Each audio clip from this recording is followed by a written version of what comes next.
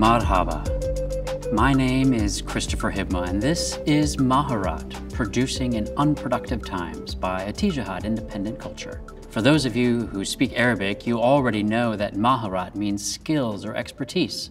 Over the course of the next 8 episodes, we will explore what it means to be a producer from a diverse group of global creatives and producing experts from the Arab region, Africa, and North America.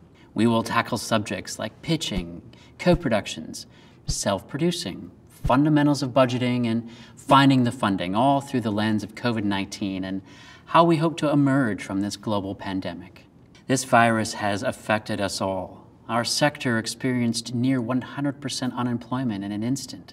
And as some have adapted to meet this moment, others have felt stuck and unmoored. But as we now see a sliver of light at the end of the tunnel, it is our hope that this series will ignite that creative fire in your belly once again.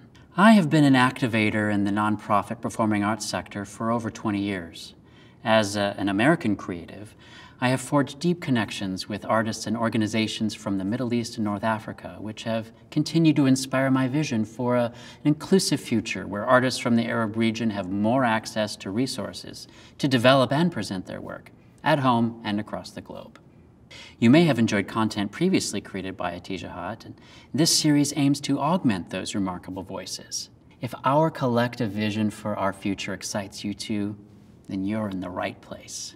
Over the course of this series, we'll use the term performing arts, referring to theater, dance, as well as multidisciplinary art. The advice and expertise we are sharing here applies to all of these art forms.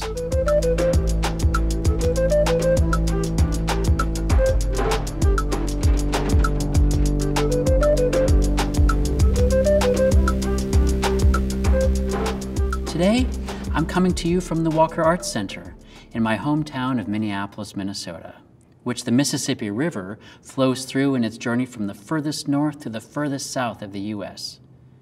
More on rivers later. This remarkable art center presents contemporary visual arts and design exhibitions, as well as dance, theater, music performances, as well as film screenings. On a personal level, I started my career on this very ground over 20 years ago as an actor when the Guthrie Theater shared this plot of land. The knowledge that I gained on this site was foundational to my career, and I hope that the knowledge you gain in this series does the same for you. Now, let's dive into our first episode. Today, we'll explore work from the Arab region in context to the global community. We'll also explore why it's important to think like a producer from the beginning of your process. And we'll share some strategies with you on how to do that as you continue to face challenges that are unique to you. How does being a producer from the Arab region differ from your counterparts around the world? In what ways might your experiences be the same? I first want to acknowledge the remarkable, rich history of performance from the Arab region, and there is still so much that I have yet to learn about this legacy. I believe, though, that you as Arab theater makers and producers today are unique because of your independent spirit and thirst for collaboration. The performing arts scene across the globe is ever evolving, bending to the constraints of genre and form. And while producing is often technical and logistical, it's important to remember that generative artists and performance makers often come to produce out of an ethos of self-sufficiency. This is reflected both in the method and the form of the work. But what might be the challenges that makers in the region are currently facing? One challenge that artists in the Arab region like you may face is strict censorship enforced by most states in the region, which may limit your freedom of speech and prevent you from making work about whatever you wish. And of course, a challenge artists face all over the world, but especially in the Arab region, is the scarcity of funding for arts and culture from governments and local philanthropy. Scarcity of funding not only affects your livelihood, but also whether you're able to professionally train in your own countries. Because of this scarcity of funding and training, there are also few local producers and performance venues. Another key challenge to performing arts from the Arab region being seen internationally is that performances rarely travel. This is especially surprising given that most performances from the region are funded from international and foreign sources, since local funding is limited. So, why is work from the region so seldom seen in the US or in Africa? There are many answers to this question. Here in the US, American audiences are generally isolated from global stories, not always curious about engaging with other cultures. This is likely due to American exceptionalism, which is the incorrect belief that the US is somehow uniquely different or special in relation to other nations. On top of that, I believe that xenophobia and anti-Arab sentiment have prevented the commissioning and presenting of work from the region. Finally, resources are quite rare for touring because worldwide, the performing arts and culture sectors have very limited funding and are not investing in intercultural exchange enough. Over the past number of years, artists from the region have actively presented in the EU. However, little has been done to develop your skills to become independent producers. Funding and collaboration models are not yet sustainable over the long term. While these factors can make it all seem like there's little hope for presenting your work globally, the world is changing. In the United States, the creative sector is experiencing a racial reckoning, and leaders are making an active effort for our field to be more inclusive. COVID-19 has profoundly affected our livelihoods, but it has also shown audiences and producers the value of seeing narratives from elsewhere, and has opened up our virtual doors to global audiences. Streaming platforms like Netflix have helped Americans grow more comfortable absorbing content in languages other than English. How can you make work that comes from your soul and appeals to producers all around the world? How might you think about producing as you're developing your work? And how might you communicate the impact of your work to people halfway across the world? These are just some of the questions I am excited to ask Rasha Salti during a recent Zoom call.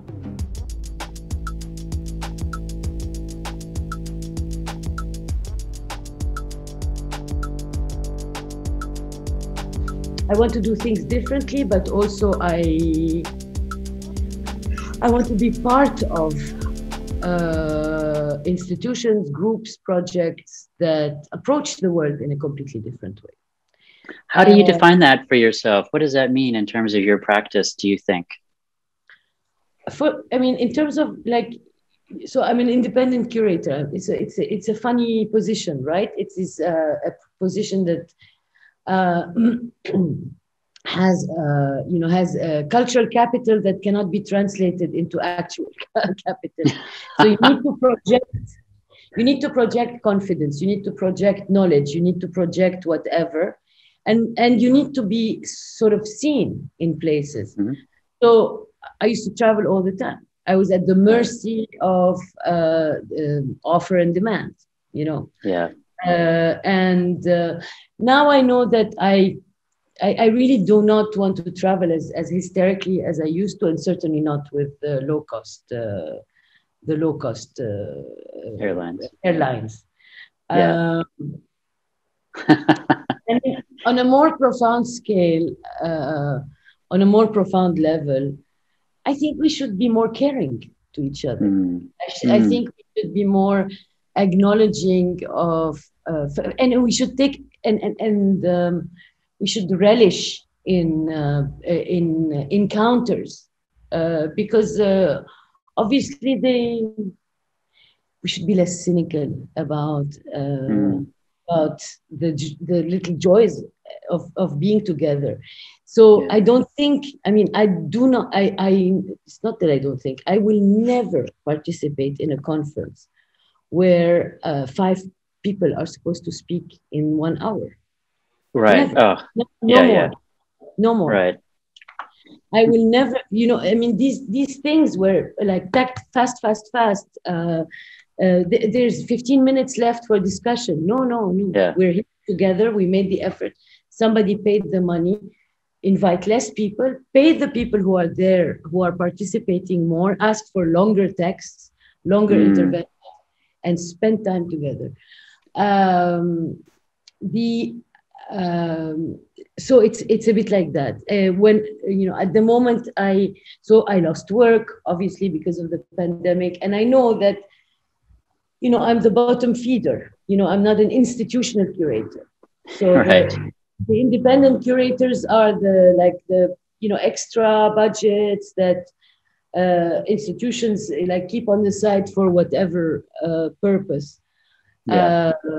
It's like a fanciful thing to have. Do you think, yeah, well, first of all, I love what you're saying about finding, discovering those little joys and about being relational over transactional. That's one of the themes of this series with Atijahat, is how to have more meaningful and long-term relationships with producers, with funders, with any kind of other institution or entity, and to not engage them so much as that someone you're going to get something from, as opposed to a long-term relationship. I mean, you and I are kind of an example of that. Like, we've met a number of years ago and we've never really worked together. And, here we are all these years later, still in community with one another. And there's a sort of a common value system that really means a lot to me. And I just love how you put that. And in our lucid interval, are you finding that institutions are activating now again and beginning to, call you or email you or text you and say, hey, we have this idea? Or how's that going? No, I mean, I think it's really interesting what happened to institutions. It's funny, this pandemic, it made the fascists more fascists.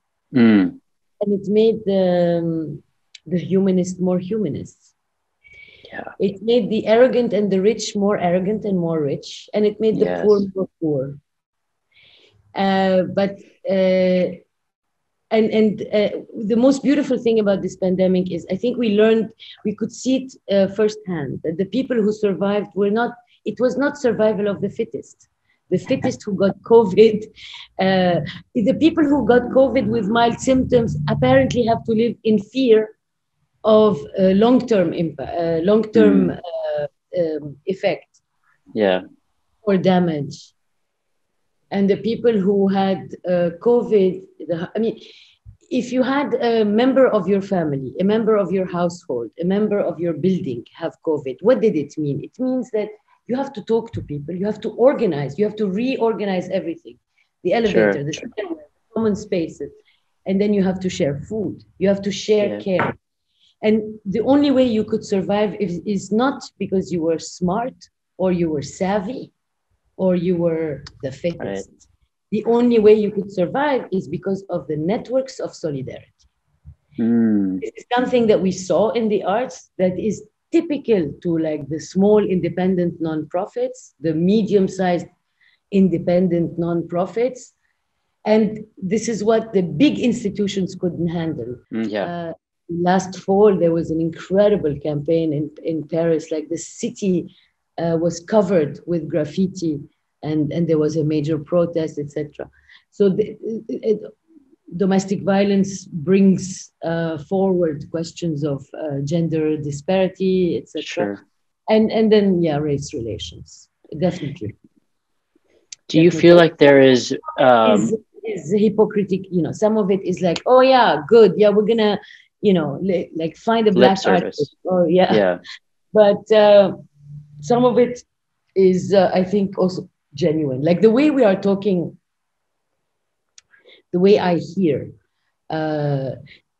two things are beautiful, right? Like I listen to the radio a lot. I work for a TV, I work in film, but I listen to the radio.